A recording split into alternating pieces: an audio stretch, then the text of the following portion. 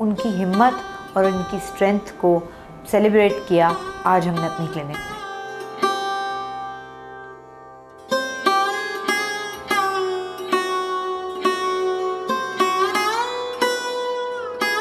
पाकिस्तान में इस तरह का कोई कॉन्सेप्ट नहीं है कि अगर एक पेशेंट इतनी शदीद बीमारी को झेलकर उससे बाहर आता है तो उसकी मेंटल हेल्थ के लिए, उसकी काउंसलिंग के लिए कोई चीज़ की जाए।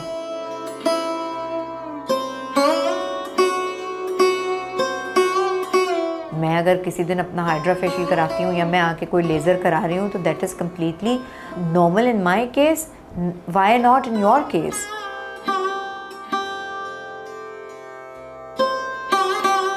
Why only one day? Why not? मैं अगर इतना हो जाता तो मैं पूरे अक्टूबर ये करती।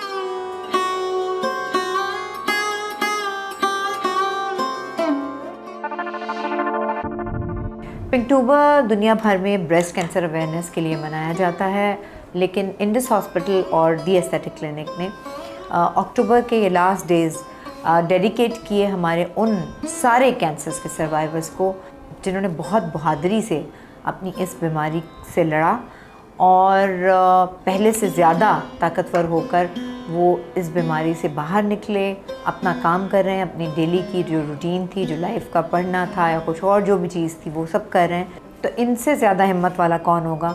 सो उनकी हिम्मत और उनकी स्ट्रेंथ को सेलिब्रेट किया आज हमने अपनी क्लिनिक में।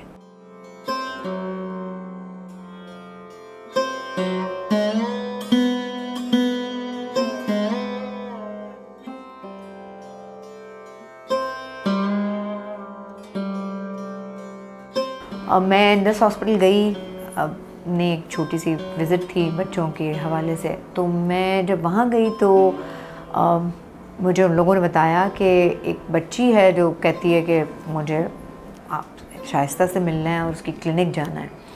वो एक टिकटॉकर थी।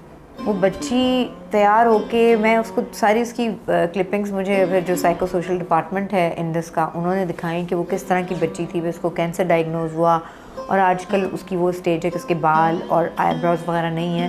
पर आज वो खुद इतना फ्रेश फील कर रही थी, इतना अच्छा फील कर रही थी सब लोगों में आके। और अभी उसका ट्रीटमेंट चल रहा है। और इसी तरह 2, 3, 4 और केसेस वहाँ से जो आए तो वो मेरे लिए ख़ुद एक अगर आई ओपनर होते हैं ना, वो उस तरह से थे कि आप सोचें एक लड़की हॉजकिन लिम्फोमा या नॉन हॉजकिन के साथ इतने बोन मैरो ट्रांसप्लांट हुआ, वो उन सारी चीज़ों से गुजरी and then she came stronger माशाल्लाह से। और अब वो अपनी पढ़ाई भी कर रही है न, वो एक लड़की उसमें से फार्मडी कर रही है, एक कुछ और कर रही है। उन लोगों के अपने इंस्टा पेजेस हैं, उस पर काम करती है। एक लड़की और जिसको ब्लड कैंसर हुआ और उसके बाद उसकी मंगनी टूट गई क्योंकि तुम्हें तो कैंसर हो गया, अब तो तुम ना बीवी बनने के लायक हो, ना माँ बनने के लायक हो और तुम नॉर्मल सोसाइटी का हिस्सा भी नहीं हो। तो जब बीमारी से आप बाहर आ जाते हैं उसके बाद जो रिहेबिलिटेशन है वो बहुत मैटर करती है।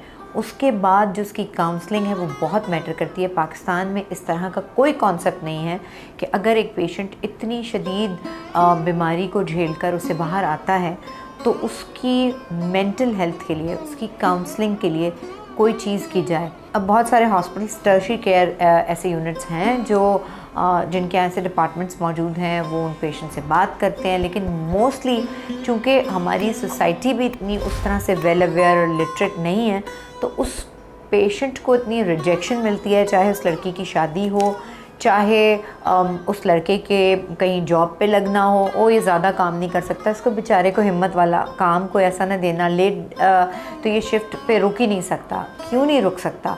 हम और आप उनको नॉर्मल लेना छोड़ देते हैं। उनको नॉर्मल ज़िंदगी की तरफ आने के लिए ये आप समझ लें एक कदम था कि आप बिल्कुल वैसे ही नॉर्मल हैं जैसे मैं हूँ। मैं अगर किसी दिन अपना हाइड्रा फेशियल कराती हूँ या मैं आके कोई लेज़र करा रही हूँ तो that is completely normal in my case, why not in your case. Times of Karachi से जुड़े रहने के लिए हमारा चैनल सब्सक्राइब करें। हमारी वीडियोस को सबसे पहले देखने और बाखबर रहने के लिए बेल आइकन पर क्लिक करना ना भूलें। तो हम उन्हें खुद एक ऐसी जगह पे धकेल देते हैं जैसे वो बीमारी जो है वो उसका जुर्म हो गई है।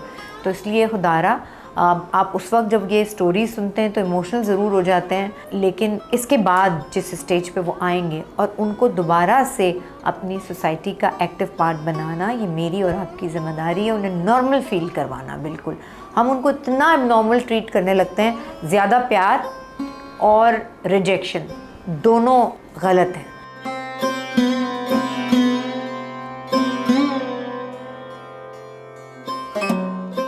आप किसी के लिए भी कुछ करते हैं ना, वो उससे ज़्यादा आपके लिए भी फ़ायदेमंद होता है।